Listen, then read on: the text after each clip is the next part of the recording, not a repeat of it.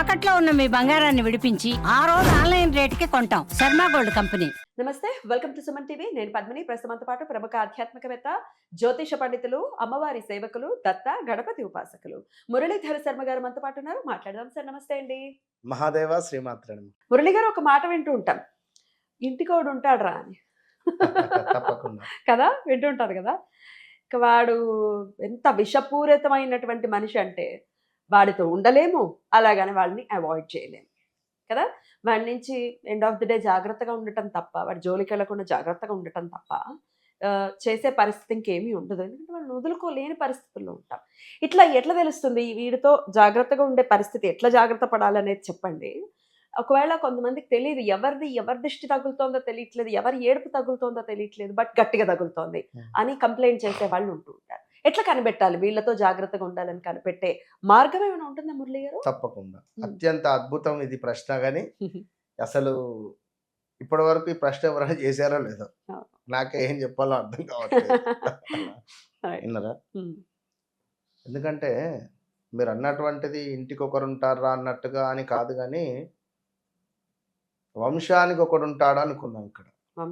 వంశానికి అంటే కుటుంబం, అదే ఆ కుటుంబానికి అంతే. అంటే ఈ కుటుంబంలో తల్లి తరపు వాళ్ళది ఒక తీరు, తండ్రి తరపు వాళ్ళది ఒక తీరు ఉంటుంది. రెండు ఆప్షన్లు ఇక్కడ. జనరల్గా ఎందుకో, అంటే నేను అంటున్నాను కదా, మనం గత వీడియోలో కూడా అన్నాం, ఎందుకో అమ్మమ్మ సైడ్ ఎక్కువ కనెక్టింగ్ అయిపోవడం అనేది ఉంటుంది. అది వాస్తవానికి. సరే, ఏది ఏమైనప్పటికీ అంటే పిల్లలు కానీ లైక్ ఏదైనా ఏది ఏమైనప్పటికీ కూడా ఇది కొంచెం కష్టమే. చెప్పాలి మీరు, బయటపడాలి కదా. అంతే. సో ఎప్పుడైనా తప్పకుండా మీరు అన్నటువంటి ఇంటికి ఒకడు ఉంటారా అంటే, మనతో ఉంటూ కడుపులో కత్తులను పెడుతూ నోటి నుండి ముత్యాల మాటలు మాట్లాడుతూ ఉంటాడు. అబ్బా నువ్వు సూపర్ రా, నీ కేంద్ర నువ్వు అనేటువంటి మాట మాట్లాడుతూ, మనతో ఏదైనా అవసరం ఉంది అని అనుకునేటువంటి సందర్భాలలో ఒక 2-3 రోజుల ముందు నుండి మన చుట్టూ తిరగడము. నువ్వు ఇక్కడ నువ్వు అక్కడ కనబడ్డావు, నేను అట్లా చూసా, ఆ రోజు నేను ఇట్లా పిలుస్తా అనుకున్నాను రా, పిలిచారా నువ్వు, అసలు నువ్వు వెనక్కి తిరిగి కూడా చూడలేదు, కనీసం అట్లా వెళ్ళిపోయావేంట్రా అనడం. కానీ మొన్న మంచిగా జరిగిందా ట్రిప్ అనడము, లేదా అవసరం ఉన్నప్పుడు ఈ మాటలు ఇవన్నీ చెప్తున్నా. అందుకే లేదా ఇట్లా జరిగింది, ఓకేనా, నేను వద్దాం అనుకున్నాను రా, అసలు తీరా సమయానికి మా బాస్ వచ్చాడనో, లేదా ఇంకేదో నాకు ఇయర్ ఎండింగ్ అయిందిరా, ఇలాంటి మాటలన్నీ మాట్లాడి నైస్గా మన అవసరం తీరిపోయిందా, మళ్ళీ వెళ్ళిపోయిన తర్వాత బయటికి విషయం కక్కడమే. వాడా దాని పొందా వాడు మనకు పెద్ద లంగా, వాడు మన వాంతోనే ఉన్నదిరా అంటాడు. తీరా మళ్ళా మన దగ్గరకు వచ్చేసరికి నువ్వు సూపర్, నీకేంది కేక, 2 తలకాయల పాములాగా. మరి ఇలాంటి వారిని మనం ఎట్లా గమనించాలంటే, ఇదే ఎవడైతే వాన అవసరానికి మన దగ్గరికి వస్తున్నాడో వాడితో జాగ్రత్తగా ఉండాలి. మనం అబ్జర్వ్ చేసుకోవాలి. మనకంటే ఒక 6th సెన్స్ అనేది ఉంటుంది కదా. మనం ఒక ఉపాసనలో ఉంటున్నామా, లేదా అమ్మవారి సేవలో ఉంటున్నామా, అమ్మవారు చెప్పేస్తుంది మనకు, అరే మనతో జాగ్రత్త రా నాయన అని. మాటలు ఇవాళ మీరు ఒకరితో అన్నారు కావచ్చును, వారు మరొకరితో అన్నారు, వారు మరొకరితో అన్నారు, మళ్ళా వాడు మనకే చెప్తాడు, ఈ మాట పలానా వ్యక్తి అన్నాడు అంటే వానికి నిన్ననే 10,000 అవసరం ఉంటే నేను ఇచ్చిన, వాడు నిన్ననే వచ్చి నన్ను ఎంతో సంతోషంగా చూశాడు, ఎంతో హ్యాపీగా నాతో మాట్లాడాడు, మా ఇంట్లో వానికి భోజనం పెట్టినా, వీడు నా గురించి ఎందుకు చెడుగా చెప్పాడు, ఎంత బాధ అనిపిస్తుంది. అది వాడిని ఎట్లా గుర్తుపట్టాలి? ఇట్లనే వాని ఆ బిహేవియర్ మనతో మాట్లాడేటప్పుడు అని మనసుకు రాదు. అయితే ఇట్లా ఎవరు లేరండి, తెలియట్లేదు మాకు అని అనుకున్న పక్షాన, ఇప్పుడు కొంతమందికి కొంత చెడ్డ అలవాటు ఉంటుంది, గాసిప్స్ చేయటం. వీడి గురించి తెలుసా ఇట్లా అని మొదలు పెడతారు, అసలు ఏం టాపిక్ ఉండదు, గాసిప్స్ అట్లా చేయడం. వీళ్ళతో ఎట్లా ఉండాలి? ఏది ఏమైనా తల్లి, అంటే మన సీక్రెట్ విషయాలు వారికి చెప్పొద్దు. ఫస్ట్ మనము ఏ వస్తువును ఎక్కడ ఉంచడమో, ఏ వస్తువునైతే ఎక్కడైతే ఉంచితే మనకు మంచి ఎనర్జీని ఇస్తుందో, ఏ వ్యక్తినైనా కూడా అంతలోనే ఉంచాలి. ఇంతే. పరిధి దాటి ముందుకు రానివ్వకూడదు. రానివ్వకు. ఇది మాత్రం సత్యం. కనుక మన గురించే వాడు మనతో ఉంటూ మనతో తింటూ మనకే సున్నం పెడుతున్నటువంటి వాడిని మనం వేసుకొని తిరిగితే ఎట్లా కార్లా? Right.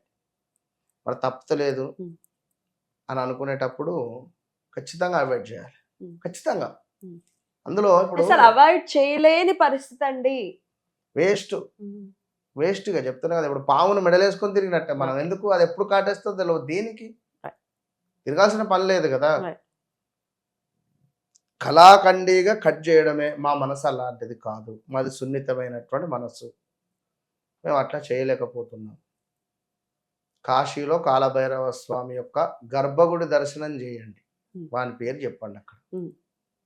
ఎవడైతే ఉన్నాడో వాని పేరు అక్కడ చెప్పండి. కాశీకి వెళ్ళండి, హుటాహుటున వెళ్ళండి. వీడియో చూసిన తర్వాత ఎవడైనా ఉంటే ఎక్కడే మేము అట్లా చేయలేము అని అనుకునేటువంటి వారు కాశీ క్షేత్రానికి వెళ్ళి కాలభైరవ స్వామి ముందు మీ తల కొట్టండి. వారి నుండి నన్ను విముక్తి చేయి, అంతే. తీరిపోతుందా? మామూలుగా కాదు.